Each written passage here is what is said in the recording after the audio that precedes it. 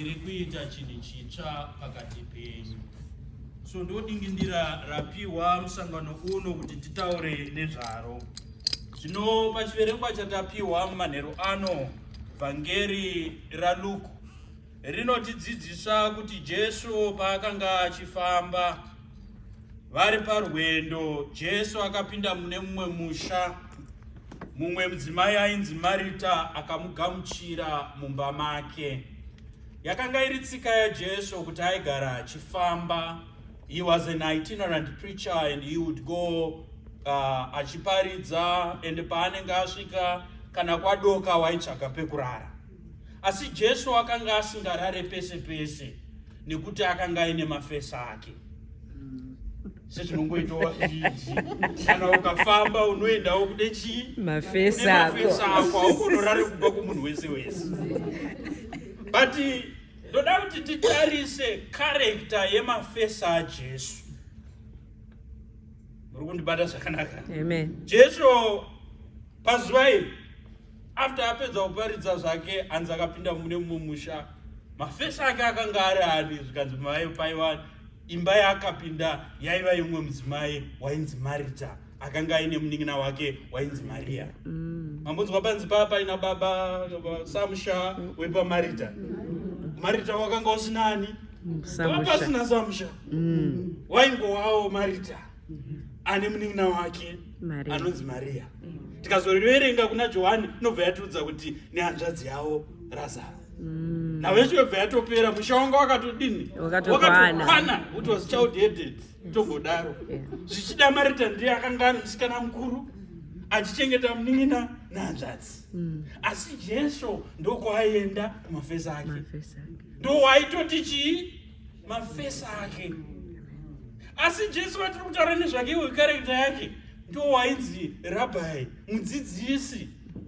Na vadzidzisi vechiJudha avaibvumirwa kuti vaite mafesa akaita sana Marita. Because zvazvisingaite, vanhu vaibvunzana kuti naiwe Jesu warara kumba kwaMarita. Warara kumba kwaMarita naMaria. Mashaya omumwe musha. Maenda mukatonofitwa kumba kwaMarita naMaria. Mashaya omumwe musha. Musha uzere nevanhu. Pana Samusha, pana mai, pane vana. Iripo wani misha yakawanda yakadaro. Kumaenderei kwaMaria naMarita. Muchaziva here kuti muHoly Week reriye Jesu waenda pambongoro akafamba akapinda muJerusarema akarowa vanhu nechiwepi muJerusarema muye usiku pawakasvika akaenda kuBhetania kumba kwaMaria naMarita nehanzvadzi yake Lazaro ndokumafesa ake. Bhetania ndowaiva musha uri pedyo neJerusarema. Bhesi raJesu mumazuva ekupedzisira ake raiva pai? PaBhetania. Aitobuda muBhetania achienda kuJerusarema every day achiita madhira ake kusvika azonoroverwa. Kumba kwani? KwaMaria naMarita nehanzvadzi yavo Lazaro. Jesu ari kuita chinhu chitsva. Hamusi kuchiona here? Chaigara chisingaitwe pese apo. Vadzidzisi vese vakanga vauya vemuIsraeri vakanga vasingachiite, vaitya kutaura kwavanhu. Asi Jesu ari kuita chinhu chitsva. Mafesa ake Maria, Marita naLazaro hanzvadzi yavo. Musha usina baba, ngori nevana zvavo. Asi ndowaakati ndo mafesani ake yayo. Jesu achiita chinhu chinyowani. Jesu shamwari yevacheche. Jesu shamwari yevana vagere voga. Jesu shamwari yevatadzi. Jesu muiti wezvinhu zvitsva pakati pavanhu. Ndechipi chinhu chamakabatirira pachiri? Ndeipi culture yamuinayo yamunofunga kuti aizvitofanirwa kana zvikasatodai zvinhu hazvina kutombofamba? Jesu anoti hamusi kuona here chinhu chitsva chandiri kuita?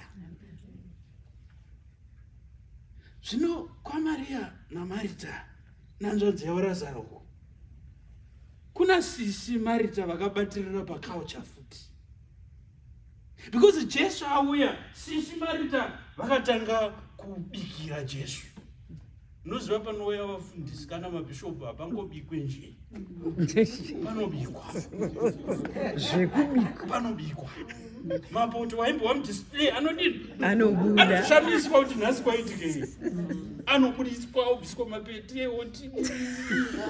Baba vari kuuya. Mandiro nechi kana menyu inobikwa ipapo vana vanoshamisika kuti nhasi pane buffet ko zvaitika sei? Nhasi tobva tega. Ko zvaitika sei? Nekuti baba adini? Vauya. Saka Marita wakazvinetsa. Akabudisa ndiro mudisplay akadini. Jesu ati gidi akati yezve amone mudzidzisi mapinda. Akamanya akashanda asi munin'ina wake Maria haana kuenda kuna sisi waMarita. Akandogara pamakumbo aJesu achiteerera zvaitaurwa nani naJesu. Imimi neni munozviziva pataikura vakuru vaiti kana pakanga pauya vamwe vanhu vakuru vachitaura navakuru, mwana mudika akangouya achimirizika. Vakuru vaiti kumwana, enda kwaNhingi unondipirwawo mumire. Ameno kana maizviitwawo. Saka mwana aibudawo mhanya kwaNhingi. Osvika kwaari oti ndatumwa nababa, zvanzi mundipe chinyi? Mumire. Baba vaye kana vachida havo vaibva kuti no ini handina. Enda kwaMuhlanga. Vanogona kudini? Vanogona kukupa mwana wobva ikoko enda ku. Saka pese paari kutsvaga mumire apa, vakuru vari kuita nhau dzavo dzichidini? Dzichipera. Kwaizoitwa mukuru ainzwira tsitsi kuti haiyo mwanangu pazvataurwa ndi wanga wakamira. Oti zvanzi ndo unonzi mire wanga wachitibva pano. Mwana aizodzokera kumba oziva kuti ayo kana vakuru vachitaura ini handifaniri kunge ndakamira ipapo, ndofanira kuva excuse. Wotaura nyaya dzani dzavo. We have our own ways dzekuita disrupt vana kuti vasamire kana vakuru vadini vauya mumba. Vamwe tine ziso ratinopa vana kuti budai muno tauda kuti titaure. Right? Kwete kuAmerica, vana vekuAmerica vanoti, Mom, why are you looking at me? Yes.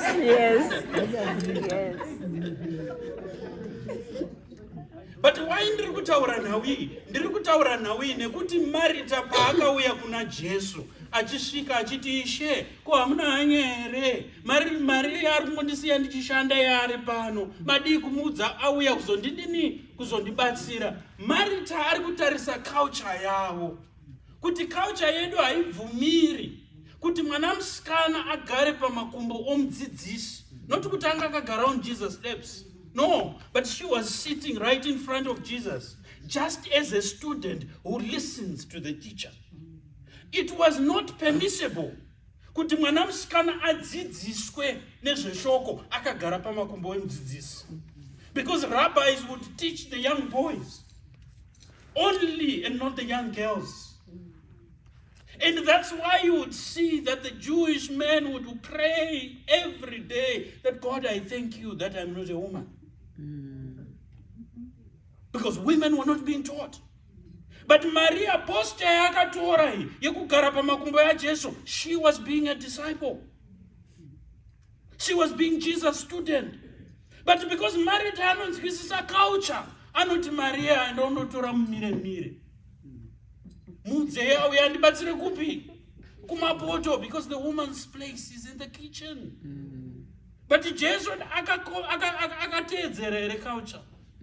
Anoti onai pane chinhu chitsva chiri kuitika. Martha, you worry so much. Unozvinetsa nezvinhu zvakawanda. Munin'ina wako asarudza chinhu chakanaka chaasingazombotorerwe. Even if culture ichidaro, but chaasingazombotorerwe. Because she has chosen to learn the word than you, Urgumapoto. I'm doing a new thing. Because I want these women to become my evangelists. I want these women to go out and preach. Zvamakadzidziswa zvese muchiudzwa havabvumidzwe kugara pamakumbo omudzidzisi vachidzidza zvatotanga pano. Maria ndiye student yangu yokutanga. Nekuti vachaparidza vakadzi ava. nekuti vachaparidza asikanaka. Iye achimukamu wafi ndowana vanhu vakabuda nezvoko vakandoriparidza. Vana Peter vakanga vatiza kudhara. Vana Peter, they never got the privilege to see Jesus achangobva mukumuka. Ndiani akaonana naJesu achibva mukumuka? Maria ndiye anonzenda unoudza shamwari dzangu kuti ngatinosanganai kuGarirea. She became the evangelist to the apostles and telling them kuti mudzidzisi wake ndavaona. Vamwe vese vakazovaona vakatozovaona Maria vaona kani. Ndine chinhu chitsva chandiri kuita. Hamusi kuchiona here. And when Jesus changes the culture, move with that flow of the change of culture. Do that new thing that Jesus is also doing. And this is my challenge to you. Why then do you stick to the old tradition and just look at yourselves and think, munotinetsere isusu tichingoramba tichiuya kwamuri koimini?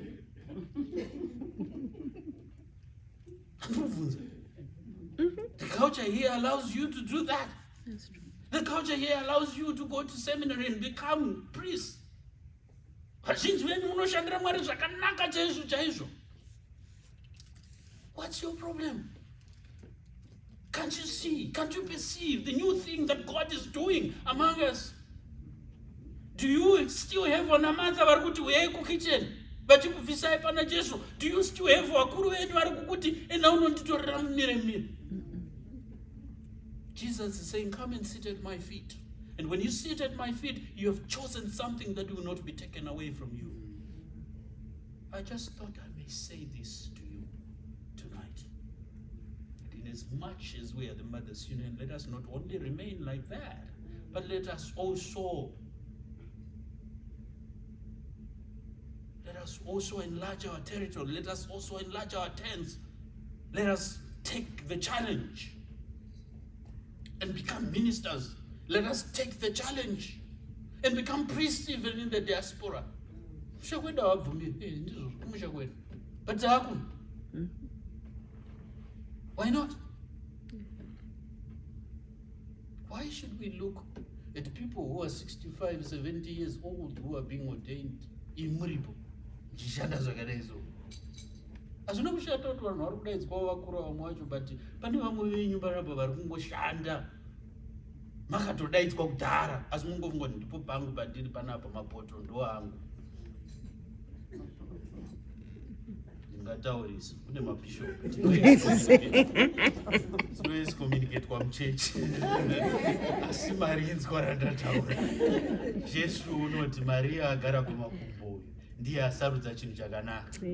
Dai akanga Jesu akanga ari isu vafundisi vedumbu tingadai tiri mother ndiye munhu kwaari, because mai ava vari kunyatso make sure kuti road runner yabikwa zvakanaka.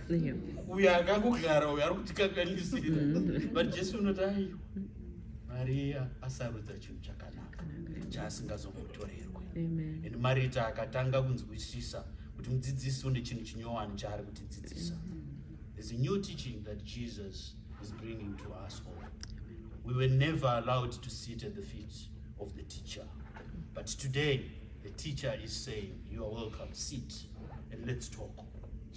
Let us learn this book, let us learn this Bible, and I'm sending you out to become evangelists. I'm sending you out not as an ordinary evangelist, but an evangelist to the apostles.